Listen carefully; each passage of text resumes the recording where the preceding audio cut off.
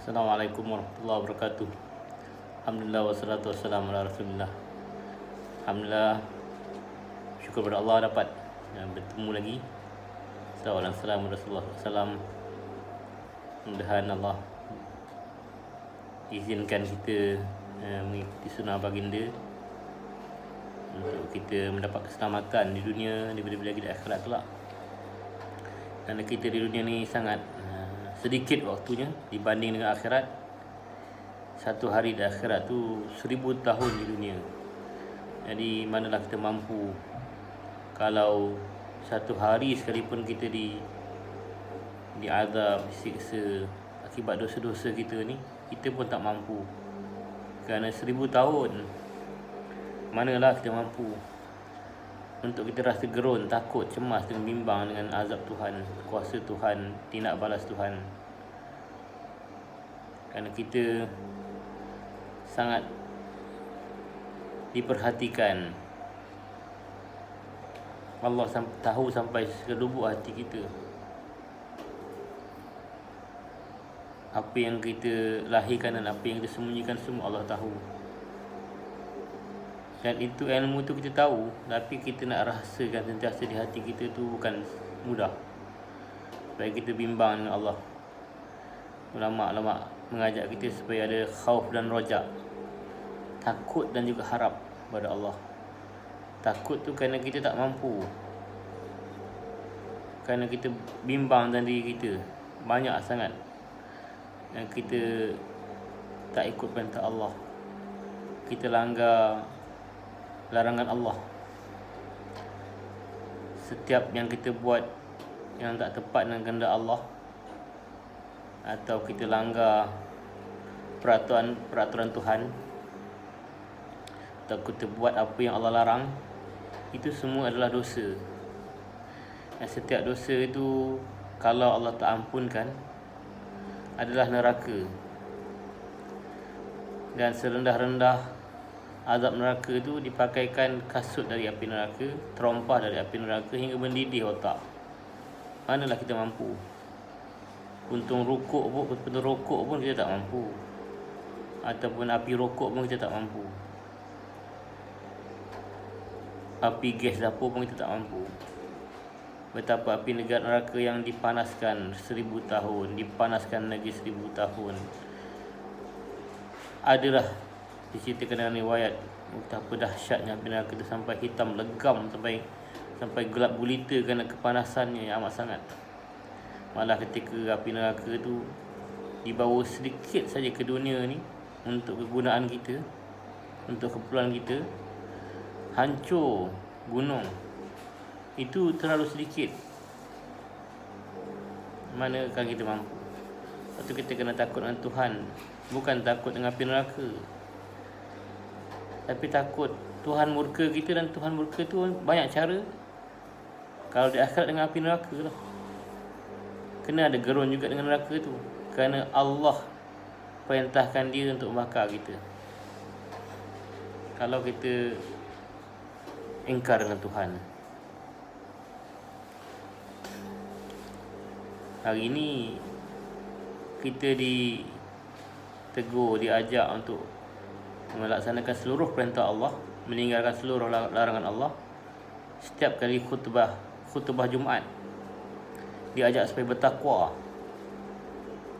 Kerana takwa itu wajib kita bertakwa demi keselamatan kita dunia dan akhirat. Allah tak janjikan apa-apa kemenangan kepada umat Islam. Kalau kita teliti, kita kaji ayat-ayat Quran, tak ada ayat yang mengatakan Allah tu akan membela umat Islam, membela nasib umat Islam. Tak ada. Apa yang ada ialah Allah nak membela, ataupun Allah menjadi pembela orang yang bertakwa. Allah jadi pembela orang-orang mukmin. Jadi orang mukmin, orang bertakwa ni sangat berbezalah dengan orang Islam. Orang Islam mujarrad, semata-mata dia membaca ataupun dia mengucapkan syahadatain, 2 kalimat syahadah, maka Islamlah dia. Tapi ada orang Islam yang melanggar, ramai umat Islam yang melanggar peraturan Allah dan tidak takut dengan Tuhan. Termasuklah kita, termasuklah saya yang bercakap ni. Jadi di situ kita telah menafikan bantuan Tuhan. Kita menghalang bantuan Tuhan datang. Bantuan Tuhan tu datang, bantuan Tuhan tu hanya diberi pada orang yang bertakwa. Wallahu waliyul muttaqin. Allah tu pembela bagi orang yang bertakwa. Pembela tuan-tuan sekalian. Kalau kita rungutkan, kita sedihkan kenapa umat Islam tak dibela, kerana kita semata-mata Islam lah. Allah tak bela kita. Kita tak tingkatkan diri kita, tingkatkan iman takwa kita, tingkatkan sampai Allah bela kita. Allah bela kita artinya kita ni dapat laksanakan seluruh perintahnya dan meninggalkan seluruh larangannya. Bukan hanya dibaca, dikhutbahkan saja. Kita memang laksanakan dalam kehidupan kita perintah Allah yang lahir dan yang batin, yang berbentuk lahir dan juga bentuk ruh, berbentuk perasaan-perasaan yang patut ada di hati kita. Boleh kita buat kalau Allah bantu. Semua itu mudah kalau Allah mudahkan. Tapi yang berlaku hari ini, kita disusah-susahkan kerana kita tak takut dengan Allah, kerana kita tak betul-betul berusaha mendekatkan diri kepada Allah, kerana kita rasa semua tu begitu saja, macam Allah tak akan persoalkan di akhirat kelak. Dan Allah akan tanya satu persatu. Turun naik nafas kita tu, kedipan mata kita tu, jantung kita bergerak tu, seluruhnya tu Tuhan akan tanya, adakah di dalam ketaatan atau dalam maksiat, adakah dalam keadaan mengingati Allah atau lupa kepada Allah. Jadi kita tak dapat elak. Dunia ni macam inilah, yang Allah dah tentukan begitu keadaan kita. Kita kena berusaha. Mujahadah tu sampai mati. Yang dikatakan mujahadah, melawan nafsu tu sampai mati. Sebab tu berat. Nafsu ni musuh yang jahat dalam diri kita. Dalam diri kita. Dia bukan di luar diri. Kalau luar boleh kita picit-picit, kita lemahkan dia, kita kalahkan dia kot. Tapi dia kat dalam diri kita. Dia tu sebahagian dari kita. Sebab itulah dia bahaya sangat. Diumpamakan kalau musuh lahir tu dah masuk dekat dalam kubu kita, di kalangan kita, dan kita pun tak tahu yang mana satu musuh, yang mana satu kawan dalam tempat kita. Bahaya tak? Sangatlah bahaya.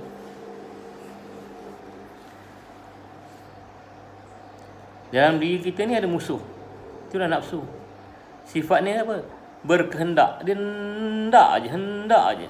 Dan hendak dia tu tak dapat dikawal. Maksudnya kehendak dia tu, yang baik pun dia hendak, yang jahat pun dia hendak. Yang baik pun dia hendak, yang jahat dia hendak. Itulah nafsu. Hendak je. Hendak.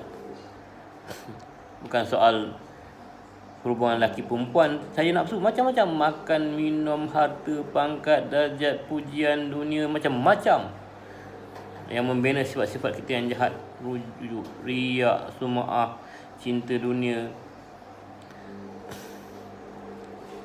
gila puji, ego, tak bersyukur, kita boros, kita membazir, kita macam-macam lah. Akibat kita layan, kita ikut nafsu kita yang jahat, kendak-kendak kita yang jahat. Walhal Allah dah ajar kita, dah didik kita, dah beritahu kepada kita, kita ni akan dimatikan, akan dibangkitkan, kita akan dipersoalkan. Dalam kubur lagi kita dah kena soal.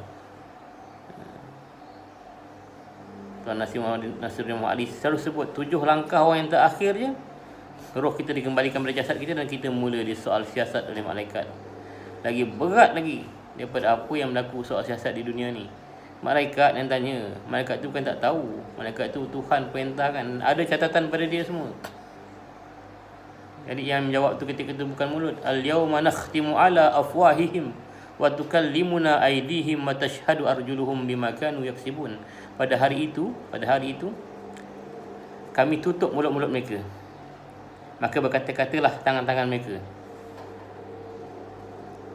dan menjadi saksilah kaki-kaki mereka atas apa yang mereka usahakan. Begitulah yang berlaku. Jadi kita takut kita tak selamat di dunia ni. Banyak-banyaklah kita bertaubat kepada Allah, perbanyakkan taubat, banyakkan selawat kepada Rasulullah SAW. Mudah-mudahan menjadi syafaat kepada kita, dan kita teliti baliklah amalan kita. Itu saja pesan-pesan dari saya untuk diri saya sendiri dan semua yang bersama-sama dalam Anjang Muar. Mudah-mudahan ada kebaikan daripada diri kita, insya-Allah. Saya sekarang berada di Pusat Perniagaan Ikhwan Bandar Country Home Sarawak. Ada rezeki kita dapat jumpa. Wabihi wallahu alam. Assalamualaikum warahmatullahi wabarakatuh.